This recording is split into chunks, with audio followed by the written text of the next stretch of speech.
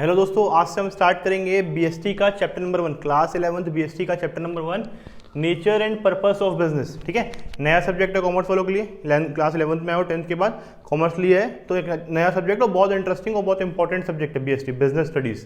ठीक है, तो आपको इसको अच्छे तरीके से पढ़ना है क्योंकि इसमें छोटे छोटे टर्म्स है बिजनेस रिलेटेड, जिसके बारे में आपको प्रॉपर नॉलेज होनी चाहिए, जो आपको 11th में भी और वो नॉलेज आपको 12th में भी क्या करेगी, हेल्प करेगी। ठीक है, तो अपन एक एक कॉन्सेप्ट बिल्ड करते हुए क्या करेंगे, पूरे सिलेबस को कवर करेंगे। तो आज अपन स्टार्ट करेंगे chapter number 1, nature and purpose of business. ठीक है, बिजनेस का नेचर क्या होता है, उसका पर्पस क्या क्या है, कितने टाइप्स के होते हैं, वो सारी चीज़ें अपन क्या करेंगे, इसमें डील करेंगे। ठीक है, तो पहला टॉपिक है इसमें economic activity and non economic activity. ठीक है, दो तरीके के टर्म है, एक इकोनॉमिक एक्टिविटी और दूसरा नॉन इकोनॉमिक एक्टिविटी।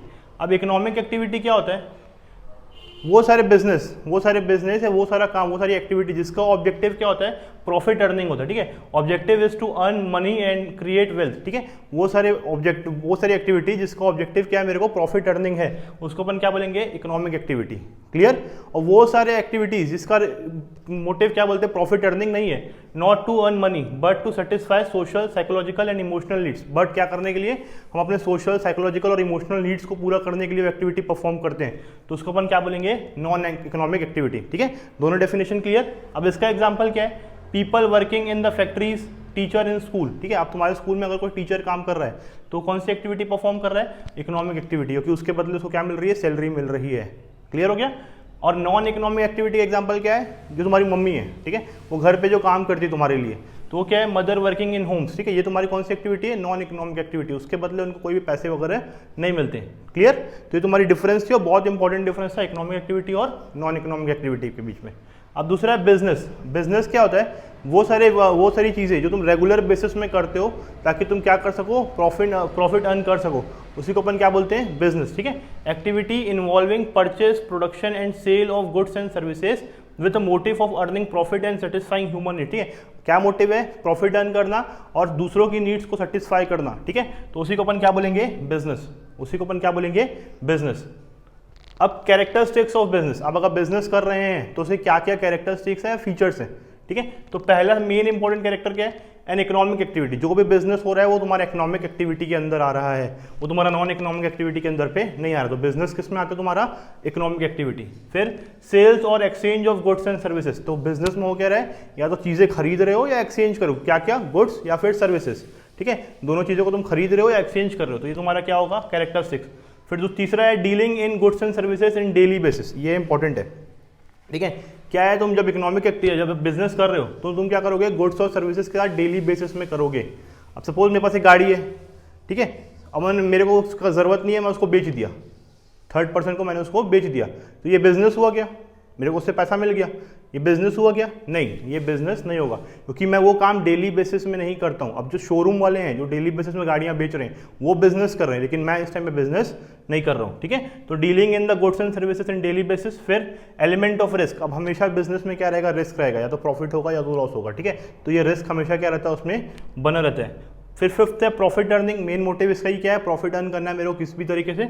और लास्ट है अनसर्टेनिटी ऑफ रिटर्न। अब अगर तुम कहीं पे जॉब कर रहे हो तो तुमको पता है भैया मेरी सैलरी अगर 50,000 है तो महीने के लास्ट में मेरे को 50,000 मिल जाएगा, लेकिन बिजनेस में तुमको कोई रिटर्न की गारंटी नहीं होती है, कभी 50,000 होगा, कभी 1 लाख होगा, कभी 20,000 भी हो सकता है। ठीक है, तो इनमें जो रिटर्न है तुमको वो क्या रहेगा, अनसर्टेन रहेगा। क्लियर हो गया। तो ये तुम्हारे क्या होगा, कैरेक्टरिस्टिक्स ऑफ बिजनेस।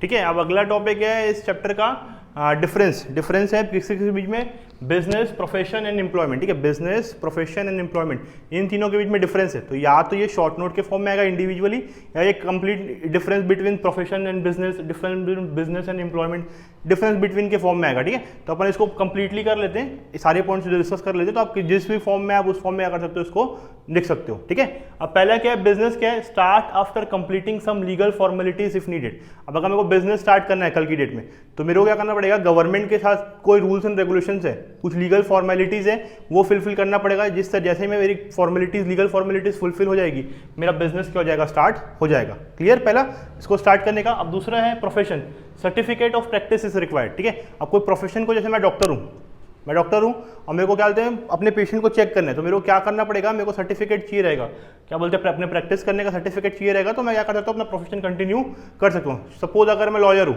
ठीक है, तो मेरे को भी क्या करना पड़ेगा, हाई कोर्ट या सुप्रीम कोर्ट से सर्टिफिकेट लेना पड़ेगा प्रैक्टिस का, उसके बाद मैं क्या कर सकता हूँ अपने लॉ का काम कंटिन्यू कर सकता हूँ। तो प्रोफेशन में क्या आपको सर्टिफिकेट रिक्वायर्ड है, ठीक है। थर्ड है employment, start after getting an appointment letter, ठीक है। अब एम्प्लॉयमेंट कब स्टार्ट होगा, जिस दिन आपको अपॉइंटमेंट लेटर मिल जाएगा, ठीक है, आपने इंटरव्यू दिया, आपको अपॉइंटमेंट लेटर मिल गया, जिस दिन आपको वो लेटर मिल जाएगा उसके अगले दिन से आप क्या कर सकते हो, एम्प्लॉयमेंट कंटिन्यू कर सकते हो। क्लियर हो गया। दूसरा पॉइंट है no minimum qualification is required. अब अगर मेरे को बिजनेस स्टार्ट करना है तो मेरे को कोई क्वालिफिकेशन शो करने की जरूरत नहीं है, कोई रिक्वायरमेंट नहीं है मेरे को क्वालिफिकेशन शो करने की। कहाँ पे, बिजनेस में।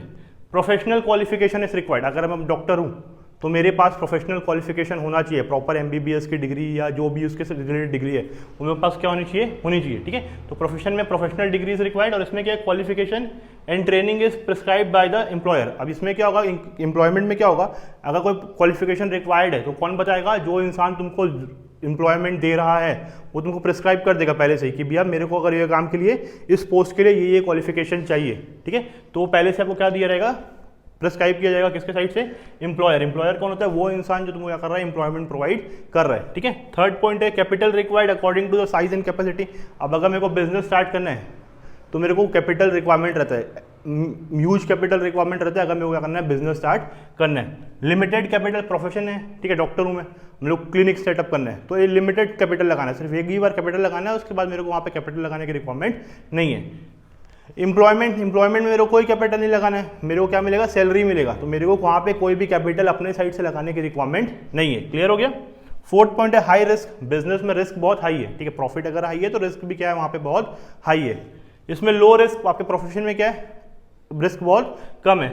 सबसे अच्छा एम्प्लॉयमेंट में कोई रिस्क ही नहीं है, ज़्यादा से ज़्यादा क्या होगी, जॉब जाएगी, दूसरी जॉब कंटिन्यू कर लेंगे, ठीक है, लेकिन आपके पैसे का कोई नुकसान वहाँ पे होने वाला नहीं है, ठीक है, आपको वेल्थ के बेसिस में कोई नुकसान होने वाला नहीं है। तो एम्प्लॉयमेंट में तुम्हारा क्या है, नो रिस्क। लास्ट पॉइंट है नो कोड ऑफ कंडक्ट। अब बिजनेस है तो कोई कोड ऑफ कंडक्ट नहीं है। अगर मेरा बिजनेस है तो मैं किसी भी टाइम, सपोज मेरे को रात को 10 बजे काम करने का मन कर रहा है, अपना बिजनेस ओपन करूंगा और काम स्टार्ट कर दूंगा, कोई कोड ऑफ कंडक्ट वहाँ पे नहीं है। किसी भी ड्रेस में किसी भी चीज़ तरीके से मैं क्या कर सकता हूँ, फॉलो कर सकता हूँ, ठीक है, तो वहाँ पे कोई कोड ऑफ कंडक्ट नहीं है। यहाँ प्रोफेशन में क्या है, प्रोफेशनल कोड ऑफ कंडक्ट। अब इसमें मेरे को क्या करना पड़ेगा, professional code of conduct follow करना पड़ेगा। अब सपोज अगर मैं लॉयर हूँ तो मेरे को प्रॉपर वो ब्लैक कलर का सूट वगैरह पहन के करना पड़ेगा, कोर्ट जाना पड़ेगा। मैं डॉक्टर हूँ तो एप्रन वगैरह पहन के उस तरीके से कोड ऑफ कंडक्ट मेरे को फॉलो करना पड़ेगा, ठीक है, कहाँ, प्रोफेशन में। और यहाँ पे एम्प्लॉयमेंट में क्या होता है, जो कोड ऑफ कंडक्ट तुमको एम्प्लॉयर के द्वारा दिया जाएगा, एम्प्लॉयर के साइड से तुमको दिया जाएगा कि भैया आपको 8 से लेके शाम को 5 बजे तक काम करना है, तो ये कोड ऑफ कंडक्ट है, 8 to 5 काम करना है, तो ये जो तुमको एम्प्लॉयर बोलेगा उसको तुम्हें क्या करना पड़ेगा, फॉलो करना पड़ेगा। क्लियर हो गया। तो ये बेसिक सा डिफरेंस और बहुत इंपॉर्टेंट डिफरेंस है बिजनेस, प्रोफेशन और एम्प्लॉयमेंट के बीच में, ठीक है। ठीक है, अब अगला टॉपिक है अपना ऑब्जेक्टिव ऑफ बिजनेस, ठीक है। अगर मैं बिजनेस कर रहा हूँ तो उससे क्या क्या ऑब्जेक्टिव होंगे, तो अपने को 2 टर्म पढ़ना है ऑब्जेक्टिव्स में, एक तुम्हारा इकोनॉमिक ऑब्जेक्टिव और दूसरा तुम्हारा सोशल ऑब्जेक्टिव, ठीक है। इकोनॉमिक ऑब्जेक्टिव क्या होगा, अगर मैं बिजनेस अर्न कर रहा हूँ तो मेरा प्रॉफिट जितना अर्न कर रहा हूँ तो उसके लिए मेरे क्या क्या ऑब्जेक्टिव्स हैं, ठीक है, मेरा प्रॉफिट मोटिव होना चाहिए और क्या ऑब्जेक्टिव उसके लिए है, तो वो मेरा इकोनॉमिक ऑब्जेक्टिव के अंदर पाएगा। और सोशल ऑब्जेक्टिव मतलब अगर मैं किसी लोकेशन में अपना बिजनेस रन कर रहा हूँ तो मेरा सोसाइटी के लिए क्या कॉन्ट्रीब्यूशन है, ठीक है, तो वो मेरा किस में आएगा, तुम्हारा सोशल ऑब्जेक्टिव में। एक एक करके देखते हैं। पहला है इकोनॉमिक ऑब्जेक्टिव, तो पहला क्या है इकोनॉमिक ऑब्जेक्टिव के अंदर, पहला मेन मोटिव ऑब्जेक्टिव, मेन क्या है मेरा, अर्निंग प्रॉफिट, ठीक है। मेरा पहला और मेन इंपॉर्टेंट ऑब्जेक्टिव बिजनेस करने का क्या है कि मेरे को प्रॉफिट अर्न करना है, ठीक है, अर्निंग प्रॉफिट। दूसरा है मार्केट स्टैंडिंग, दूसरा है कि भैया अगर मैं बिजनेस कर रहा हूँ तो मार्केट में मेरा कोई एक पोजीशन होनी चाहिए, ठीक है, मेरे को मार्केट में स्टैंड करना है और मेरी वहाँ पे क्या होनी चाहिए, एक पोजीशन होनी चाहिए। थर्ड है इनोवेशन, ठीक है, थर्ड क्या है, इनोवेशन। अगर मैं बिजनेस कर रहा हूँ तो मैं अपने चीज़ों को क्या करूँगा, इनोवेट करूँगा, मतलब धीरे धीरे कुछ ना कुछ नया प्रोडक्ट मार्केट में लेके आने की कोशिश करूँगा, ठीक है, तो इनोवेशन। फोर्थ है ऑप्टिमम यूटिलाइजेशन ऑफ रिसोर्सेज, कि इसका मतलब है कि जो मेरे को रॉ मटेरियल या लेबर या मशीन रिक्वायरमेंट है उसका मैं कम से कम यूज़ करूँ और ज़्यादा से ज़्यादा क्या करूँ, प्रोडक्ट मैन्युफैक्चर करूँ, ठीक है, तो ये मेरा क्या है फोर्थ ऑब्जेक्टिव। और लास्ट ऑब्जेक्टिव इकोनॉमिक ऑब्जेक्टिव के अंदर में इंप्रूविंग प्रोडक्टिविटी। इंप्रूविंग प्रोडक्टिविटी मतलब जो क्वालिटी है, जो गुड्स की क्वालिटी में प्रोवाइड कर रहा हूँ लोगों को, वो क्या रहे, अच्छी क्वालिटी का रहे, ठीक है, तो ये मेरा लास्ट ऑब्जेक्टिव है किसका, इकोनॉमिक ऑब्जेक्टिव के अंदर पे।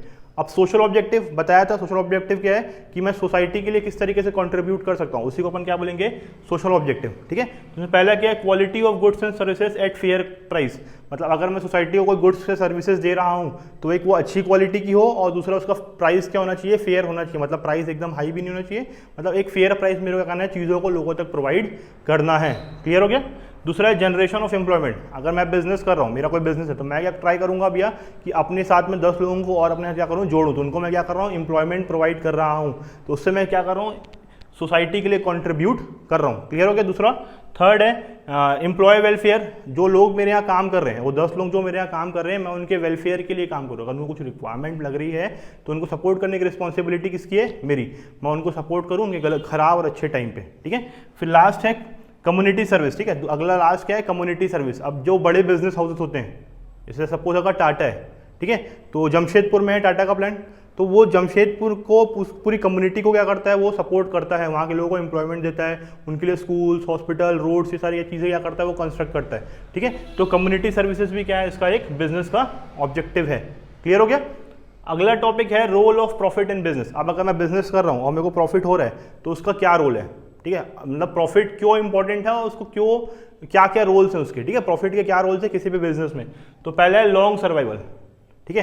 अब बिजनेस के सर्वाइवल के लिए, अगर बिजनेस कंटिन्यू करना है, अगर बिजनेस को लंबे समय तक चलाना है, तो प्रॉफिट होना बहुत जरूरी है। अगर प्रॉफिट नहीं होगा तो 1 साल 2 साल 3 साल बाद को क्या हो जाएगा, बिजनेस अपने आप बंद हो जाएगा। लेकिन अगर आपको प्रॉफिट हो रहा है तो क्या करेगा, बिजनेस कंटिन्यू करेगा और लंबे समय तक क्या करेगा, सर्वाइव करेगा। पहला क्लियर हो गया रोल।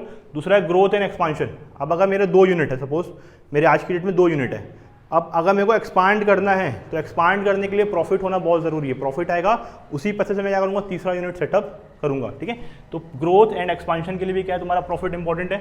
फिर इंक्रीजिंग इफिशियंसी, अपनी इफिशियंसी को इंक्रीज करना, मतलब कम चीज़ें उपयोग करना और ज़्यादा मेरे को क्या करना है, आउटपुट देना है। ठीक है। उसको इंक्रीज करने के लिए भी क्या किस चीज़ की रिक्वायरमेंट है, प्रॉफिट की। उसको भी इंक्रीज करने के लिए किसकी रिक्वायरमेंट है, प्रॉफिट की। और लास्ट है बिल्डिंग प्रेस्टीज एंड रिकॉग्निशन। ठीक है। अगर मैं बिजनेस कर रहा हूँ तो मैं चाहता हूँ कि भैया मेरी कंपनी का नाम मार्केट में आए। ठीक है ना, मार्केट में एक अच्छे तरीके से मेरा नाम स्टैब्लिश हो और मेरे को रिकॉग्निशन मिले, मतलब मेरे को उसको करने से मेरे को लाइक लोगों के बीच में एक रिकॉग्निशन मिले। ठीक है। तो ये अगला ऑब्जेक्टिव होता है किसका, प्रॉफिट का। तो वो कब कैसे होगा, अब जो इंसान ज़्यादा प्रॉफिट अर्न कर रहा होगा, अपने आप उसको क्या करेगा, सोसाइटी में प्रेस्टीज भी मिल जाएगा और रिकॉग्निशन भी क्या हो जाएगा, मिल जाएगा। क्लियर। तो ये था तुम्हारे 2 चीज़ पढ़े अपन अभी, ऑब्जेक्टिव ऑफ बिजनेस और the role of profit in business.